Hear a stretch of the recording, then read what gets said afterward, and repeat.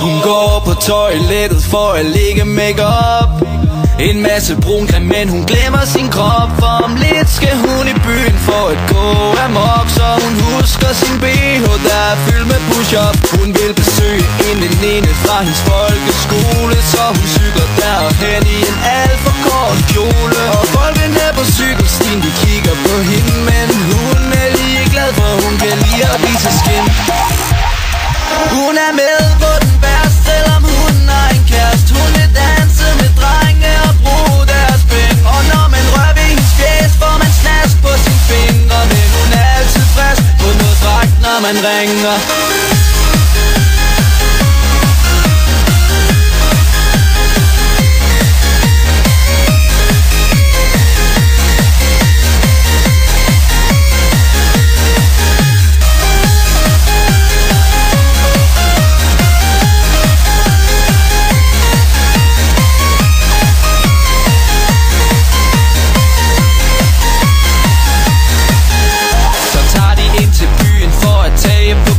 Men dørmanden siger, at hun ikke er gammel nok.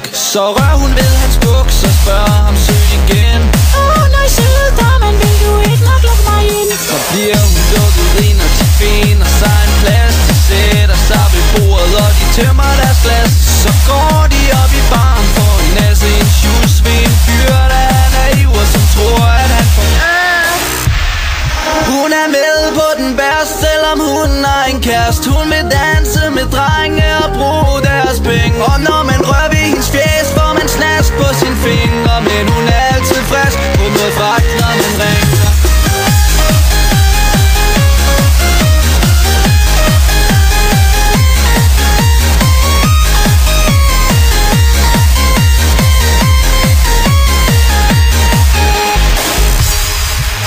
Så tager hun den naive fyr med hjem fra byen, og han vågner op til det frygtelige syn. Hendes bruncreme er væk, og hun ligner ikke lige, så han spænder ud af døren med et kæmpemæssigt skrig. Hun er med på den værste, selvom hun har en kæreste. Hun vil danse med drenge og bruge deres penge. Og når man rører ved hendes fjes, får man snask på sine fingre. Men hun er altid frisk på noget fragt, når man ringer.